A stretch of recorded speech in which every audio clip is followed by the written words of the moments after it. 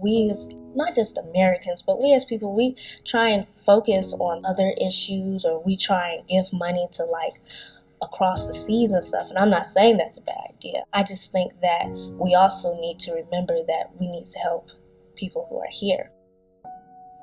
This senior year, I have been involved in a CAPE class where we decided to do a huge project that is going to help the community in such big ways.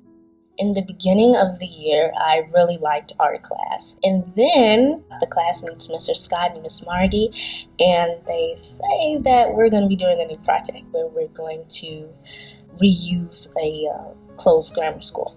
So I was like, ugh, I don't want to do this. I'm not an architect. I don't really have a passion for it. And I don't know what I think this community needs. And I looked around the neighborhood. Since I've been living in this neighborhood for 3 years, I thought about how far my family travels to get, just real food. And I think that that's important to give the community a good grocery store. I think that every community should have it. And I think that it is wrong that communities don't have it. I think that's inhumane. I do. During the CAPE project, I was getting very tired of it. Like, I don't want to do this project. I didn't like it, but I learned that you have to have a lot of perseverance. You have to have creativity. You have to really be committed. And I think that that's what's very important, commitment. Now that I have made a 3D type of model of my grocery store, I'm happy with what I've done, and I'm going to be very excited to show everyone, and I'm going to tell them all about my journey and kind of just me as a changed person.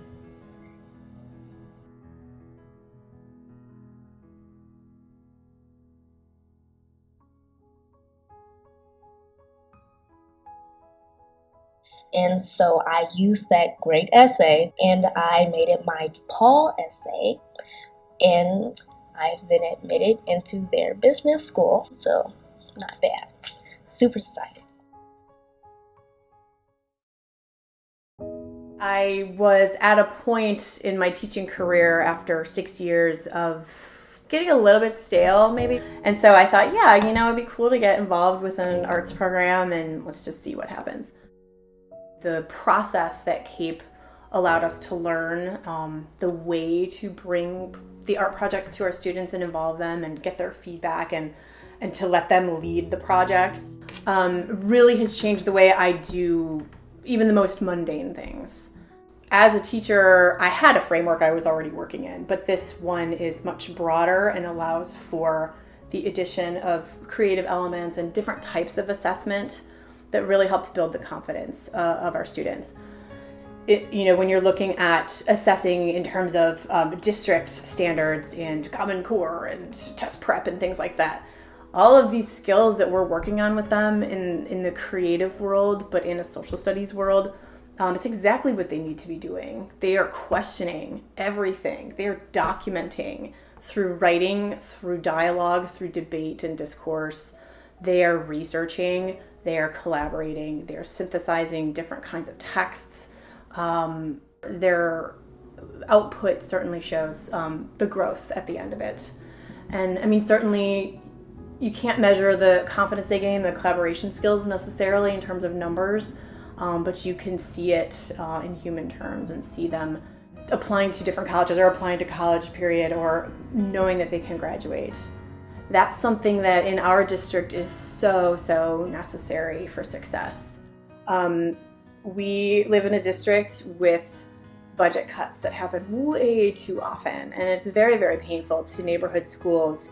And the first thing to get cut is usually some kind of an after-school program or an extra teacher here and there or supplies or resources. And so CAPE comes in and they bring it all with them.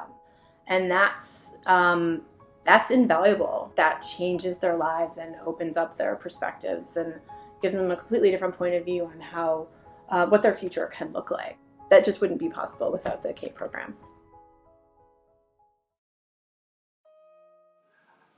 When I decided to be a teaching artist, I found that to be different than just going and teaching somebody how to play an instrument. I feel that art needs to be shared with others. But I also found it as a great vehicle, music especially, to learn about the rest of the world, to learn about history, to learn about other cultures. And I found that integrating the arts into the academic classroom reminded me of how I grew up. One wonderful story of transformation, actually, with CAPE. I had the opportunity to work with a school on the south side of Chicago in Englewood, where they taught Arabic and Mandarin. And initially we went in with songs, so I would come in with lyrics and I'd tell them, go ahead now, change these lyrics and make them according to how you see the world using the vocabulary that you know. And this student began with really very little knowledge about anything of the culture at all. And he came back to school the next year when I saw him, practically a professional of how to play an instrument. That's an Egyptian tambourine called the raq. And I was just blown away. I thought, wow, you really got into this. You really wanted to play this instrument.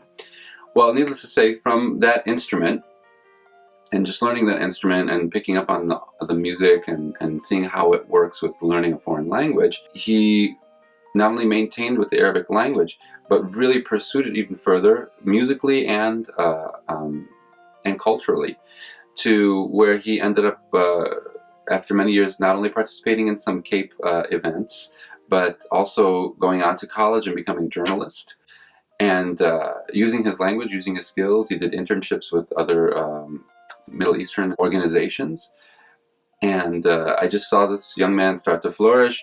And I thought to myself, wow, this is something remarkable, growing and really knowing about what the Middle East is, knowing about the language, being able to speak intelligently about the culture and political situation there, all from just learning a few songs in Arabic. I thought that was, for me, really laid bare the true power of art in general.